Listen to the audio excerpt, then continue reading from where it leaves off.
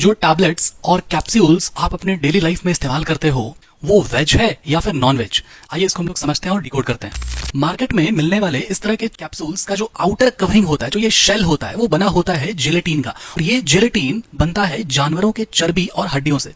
जब आप थोड़ा रिसर्च करोगे ना तो आपको पता चलेगा कि ये जेलेटिन का सोर्स या तो बोवाइन है और या तो फिर पोर्सिन है।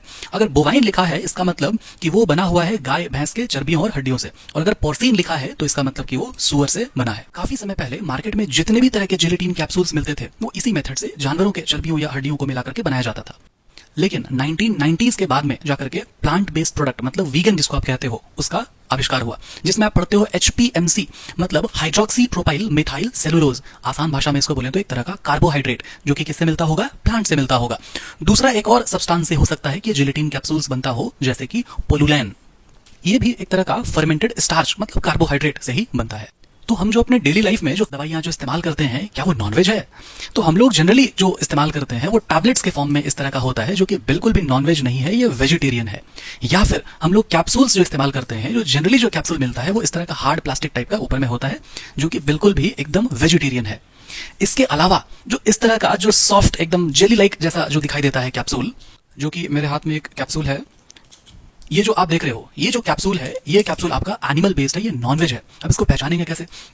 तो ये जो हरा वाला जो साइन दिखाई दे रहा है ये डिनोट करता है कि भाई ये वेज है, और ये दोनों जो है वो डिनोट करता है कि भाई ये कैसा है, ये नॉन वेज है ना। ये पुराना वाला साइन है और ये नया वाला साइन है। तो आप देख सकते हो कि ये कैप्सूल है एक, और यहाँ पे जो साइन बना हुआ है ये नया वाला साइन है जो कि नॉनवेज का है, और यहाँ पे भी आप देख सकते हो कि ये भी किसका साइन है, नॉनवेज का है। मतलब ये दोनों ही कैप्सूल कैसा है, नॉनवेज है। अब अगर आप इस शॉर्ट वीडियो में यहाँ तक पहुंच गए हो तो जाते जाते एक और जानकारी लेते जाओ कि क्या आपने कभी सोचा इस बात को कि क्यों कुछ दवाइयां टैबलेट्स के फॉर्म में होती है और क्यों कुछ दवाइयां कैप्सूल्स के फॉर्म में होती है। तो जो भी टैबलेट्स है उसको अगर डायरेक्ट अगर एक्शन करना है ना, उसको डायरेक्ट जाकर के बॉडी में अगर एब्जॉर्ब होना है तो वो टैबलेट्स के फॉर्म में होगा, और जो टैबलेट्स है उनका जो शेल्फ लाइफ है वो ज्यादा होता है। और कुछ दवाइयां जिनको कि हो सकता है कि लिक्विड फॉर्म में अगर डालना है, जैसे कि आप देख सकते हो एक विटामिन ई का कैप्सूल है मेरे पास, तो इसके अंदर में जो चीज होगा वो कैसा होगा, वो लिक्विड के जैसा होगा। तो कुछ दवाइयों को अगर आपको लिक्विड के फॉर्म में अगर आपको डालना है तो वो कैप्सूल के फॉर्म में जाएगा।